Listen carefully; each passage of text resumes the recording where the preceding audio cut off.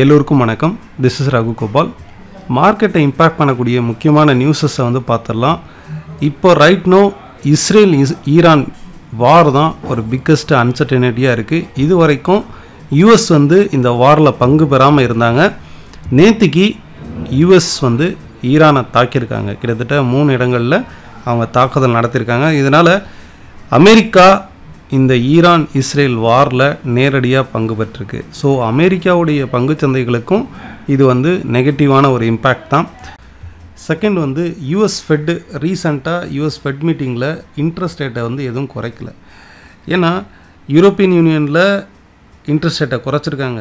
இந்தியாவில் பெரிய கண்ட்ரி, இந்தியாவிலையும் இன்ட்ரெஸ்ட் ரேட்டை குறைச்சிருக்காங்க. உலக நாடுகள் எல்லாமே அந்த சென்ட்ரல் பேங்க் இன்ட்ரெஸ்ட் ரேட்டை குறைச்சிக்கிட்டு இருக்கும்போது யூஎஸ் மார்க்கெட்டில் மட்டும் இன்ட்ரெஸ்ட் ரேட்டை குறைக்கலை. ஸோ இது ஒரு நெகட்டிவான ஒரு இம்பேக்ட் கொடுத்துருக்கு.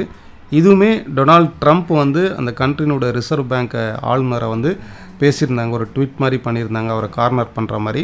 ஸோ இது ஒரு நெகட்டிவான ஒரு இம்பேக்ட் தான், பாசிட்டிவ் கிடையாது. எக்கனாமியை பூஸ்ட் பண்ணுறதுக்கான ஒரு இது கிடையாது. அண்ட் தேர்டு செமிகண்டக்டர் இண்டஸ்ட்ரிக்கு அகெயின் ஒரு டேரிஃப் கொடுக்குற மாதிரி, அதுவும் குறிப்பாக சைனாவுடைய செமிகண்டக்டருக்கு அகெயின் டேரிஃப் விதிக்கிற மாதிரி, அதாவது வரி விதிக்கிற மாதிரி யூஎஸ் பேச்சுவார்த்தையில் இருக்காங்க. ஸோ இதுவுமே ஒரு நெகட்டிவான இம்பேக்ட் கொடுக்கும் ஆட்டோ இண்டஸ்ட்ரிக்கு.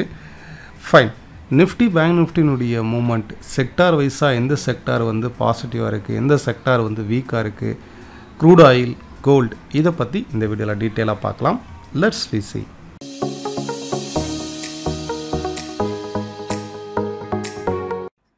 அட் ப்ரெசன்ட் இன்டர்நேஷ்னல் மார்க்கெட்டில் நிஃப்டி 107 புள்ளிகள் டவுனில் ட்ரேட் ஆகுது. மோஸ்ட் ப்ராபபிளி நாளைக்கு கேப் டவுன் ஆகிறதுக்கு தான் பாசிபிலிட்டிஸ் இருக்குது. அது மட்டும் இல்லை, டெக்னிக்கலாக நம்ம பார்க்கும்போது எப்போல்லாம் 24,500 டச் பண்ணுதோ அப்போல்லாம் பவுன்ஸ் பேக் ஆகுது டுவோர்ட்ஸ் 24,950, 25,100, மேக்ஸிமம் 25,200, 250. ஏன்னா இந்த சேனல் கொஞ்சம் கொஞ்சமாக இன்க்ரீஸ் ஆகுது பாருங்கள்.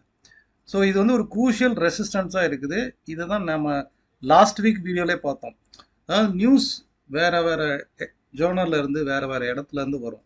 பட் டெக்னிக்கலை கரெக்டாக கணிக்க தெரிஞ்சுது அப்படின்னா உங்களால் மார்க்கெட் ரிவர்சல் ஆகுதா இல்லை ட்ரெண்டு கண்டினியூ ஆகுமா அப்படிங்கிறத ஃபைண்ட் அவுட் பண்ண முடியும். எக்ஸாம்பிள், இப்போ லாஸ்ட் வீக் வீக்லி அனாலிசிஸில் நம்ம சொன்னது கீழே ஃபால் ஆகும்போது 24,715 இருந்தது. நிஃப்டியை பொறுத்தளவுக்கு கேப் அப் ஆனாலும் சரி ஆர் கேப் டவுன் ஆனாலும் சரி 24,500க்கு மேலே ட்ரேட் ஆகுற வரைக்கும் அகெயின் 25,100 வரைக்கும் ஷார்ப்பாக ரைஸ் ஆகிடும். ஏன்னா இது கிட்டத்தட்ட 4 to 5 டைம்ஸ் இந்த இடத்துல மார்க்கெட் ரிவர்சல் ஆகிருக்கு. 24,500 டச் பண்ணும்போது அகெயின் 25,100, 25,200 டச் பண்ணும்போது திரும்பவும் செல் ஆஃப் நடக்குது. இந்த மாதிரி ஒரு ஃப்ரீக்வன்சியில் தான் மார்க்கெட் ட்ரேட் ஆகுது. Okay, so most probably weekly traders option hold பண்ணுறவங்க இந்த இடத்துல கவனமாக இருங்க. நாளைக்கு மார்க்கெட் கேப் டவுன் ஆகுது. சிச்சுவேஷனும் நெகட்டிவாக தான் இருக்குது. ஏன்னா யூஎஸ் இந்த வாரில் இன்வால்வ் ஆகியிருக்காங்க. இதுக்கான பதிலடி அவங்க என்ன மாதிரியான இதில் இம்பேக்டில் கொடுக்க போகிறாங்கன்னு தெரியலை. ஸோ குளோபல் ஸ்கினாரியோவை பொறுத்தளவுக்கு ஒரு நெகட்டிவில் தான் இருக்குது. அதே போல் பேங்க் நிஃப்டியும் கரெக்டாக இது வரைக்கும் அப் ட்ரெண்டில் இருந்து இந்த ரைஸ் ஆகி கரெக்டாக ரீடெஸ்ட் எடுத்திருக்கா. இந்த ட்ரெண்டுடைய ரீடெஸ்ட் கரெக்டாக இது எடுத்துகிட்டு போகிறாங்க. இதை பிரேக் பண்ணி மேலே போனால் தான் 56,600க்கு மேலே போகும்போது தான் ட்ரெண்டு அப் ட்ரெண்டாக மாறும். ஓகே, இதுவுமே பேங்க் நிஃப்டியுமே 56,100, 56,200ங்கிறது ரெசிஸ்டன்ஸாக இருக்குது. கீழே ஃபால் ஆகிறதுக்கு பாசிபிலிட்டிஸ் இருக்குது. இன்ஃபேக்ட் 55,450க்கு கீழே இதை உடைக்கும் போது, இந்த லோ உடைக்கும் போது இன்னுமே ஷார்ப்பாக ஃபால் ஆகிடும். ஓகே, இதில் முக்கியமாக லாஸ்ட் வீக் நம்ம பார்த்தது ஐடி செக்டார் தான். வீக்லி பேசிஸில் ஐடி செக்டார் மட்டும்தான் பிரேக் அவுட் ஆகிருக்கு. அதுவும் ஒரு head and shoulder formation break out ஆகிருக்கு. ஸோ இந்த வாரம் மார்க்கெட் ஒரு கரெக்ஷன் ஏற்படுவதற்கான வாய்ப்பு இருக்குது. ஏன்னா யூஎஸ் இந்த வாரில் பங்கு பெறும்போது யூஎஸ் மார்க்கெட்டும் ஃபால் ஆகும். யூஎஸ் மார்க்கெட் ஃபால் ஆனாலே IT and pharma already resistance கரெக்டாக அந்த ரெசிஸ்டன்ஸில் இருக்குது. அடுத்து ஒரு red colour candle weekly candle form ஆகிருக்கு. ஸோ கீழே தான் ஃபால் ஆகிறதுக்கு பாசிபிலிட்டிஸ் இருக்குது.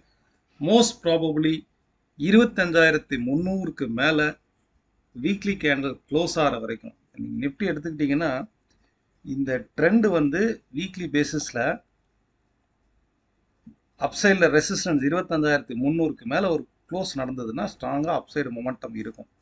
அது வரைக்குமே இது வந்து ஒரு ரேஞ்ச் பவுண்ட் மார்க்கெட் தான். எப்போல்லாம் 25,100 25,200 டச் பண்ணுதோ அப்போ ஒரு செல்லிங் கிரியேட் ஆகிறதுக்கு பாசிபிலிட்டிஸ் இருக்குது. நம்ம கண்டக்ட் பண்ணக்கூடிய online class and direct class next batch வந்து ஜூலை 2 வந்து ஸ்டார்ட் ஆகும். 1 டே டெக்னிக்கல் ஒர்க் ஷாப் வந்து ஜூலை 6 இருக்கும்.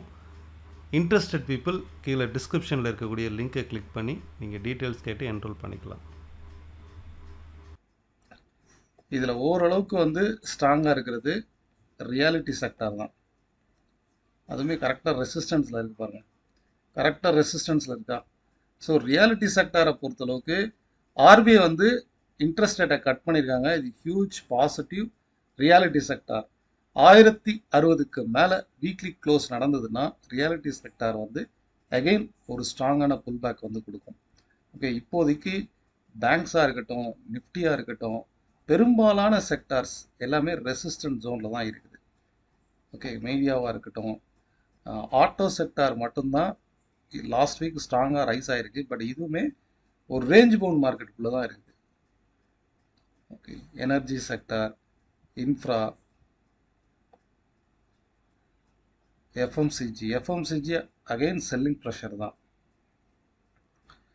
ஓகே, நெக்ஸ்ட்டு க்ரூட் ஆயில் வந்து பார்ப்போம். க்ரூடை பொறுத்தளவுக்கு பொசிஷனல் ரெசிஸ்டன்ட் ஜோன் 6600. ஓகே, இந்த வார் வந்து மேலும் தீவிரம் அடைஞ்சுது அப்படின்னா க்ரூட் ஆயிலினுடைய ப்ரைஸ் வந்து இன்னுமே ரைஸ் ஆகும். க்ரூடை பொறுத்தளவுக்கு 6800க்கு மேலே தான் இந்த பிரேக் அவுட் லெவல். ஓகே, 6800க்கு மேலே வீக்லி கேண்டில் க்ளோஸ் ஆகுதா, மோஸ்ட் ப்ராபப்ளி நாளைக்கு வந்து க்ரூட் ஆயில் கேப் அப்பாக ஓப்பன் ஆகலாம். இன்கேஸ் 6800க்கு மேலே வீக்லி க்ளோஸ் நடந்ததுன்னா டெஃபினட்டாக 7600 வரைக்கும் ஒரு 1000 புள்ளிகள் வந்து ஷார்ப்பாக ரைஸ் ஆகும். நெக்ஸ்ட்டு கோல்டு வந்து பார்ப்போம். கோல்டை பொறுத்தளவுக்கு ஒரு கரெக்ஷன் மோடில் தான் இருக்குது. ஏன்னா இது நான் எடுத்துருக்கிறது வந்து எம்சிஎக்ஸ் கோல்டு. ஓகே, இந்த மாதிரி ஒரு வார் கிரைம் வார் சுச்சுவேஷனில் அகெயின் கோல்டு வந்து ரைஸ் ஆகிறதுக்கு தான் பாசிபிலிட்டிஸ் அதிகம். கோல்டை பொறுத்தளவுக்கு 1,02,000 வரைக்கும் அப்சைடில் வந்து டார்கெட் இருக்குது. ஆல்ரெடி 1,09,000 வரைக்கும் ரைஸ் ஆகிருக்கு. 1,02,000ங்கிறது நெக்ஸ்ட் டார்கெட்டு. இன்கேஸ் கீழே ஃபால் ஆகும்போது சப்போர்ட்டுன்னு பார்த்தீங்கன்னா 96,700. இந்த ஜோனுக்கு வந்ததுன்னா திருப்பியும் அப்சைடு போகும். ஏன்னா கிட்டத்தட்ட 3 to 4 டைம்ஸு இந்த ஜோனில் வந்து தான் மார்க்கெட் வந்து ரிவர்சல் ஆகிருக்கு. ஸோ கோல்டாக இருக்கட்டும், சில்வராக இருக்கட்டும், கமாடிட்டியில் க்ரூடாக இருக்கட்டும், கரெக்டாக க்ரூடை பொறுத்தளவுக்கு ரெசிஸ்டன்ஸில் இருக்குது, வெயிட் பண்ணுங்கள். கோல்டை பொறுத்தளவுக்கு கீழே ஃபால் ஆனால் கூட 96,700ங்கிறது ஒரு க்ரூஷியல் சப்போர்ட் லெவல். இங்கேருந்து டுவோர்ட்ஸ் 1,02,000 வரைக்கும் அப்சைடு போகிறதுக்கு வாய்ப்பு இருக்குது. ஓகே, ஸோ ஓவரால் ட்ரெண்ட் வந்து உங்களுக்கு புரிஞ்சிருக்கும். மார்க்கெட் வந்து ரெசிஸ்டன்ட் ஜோனில் இருக்குது. அதே நேரம் குளோபல் லெவல்லையும் ஒரு செல்லிங் ப்ரெஷர், நெகட்டிவ் இம்பேக்ட் வந்து இருக்குது. ஓகே, பார்த்து ட்ரேட் பண்ணுங்கள். Wish you all the best.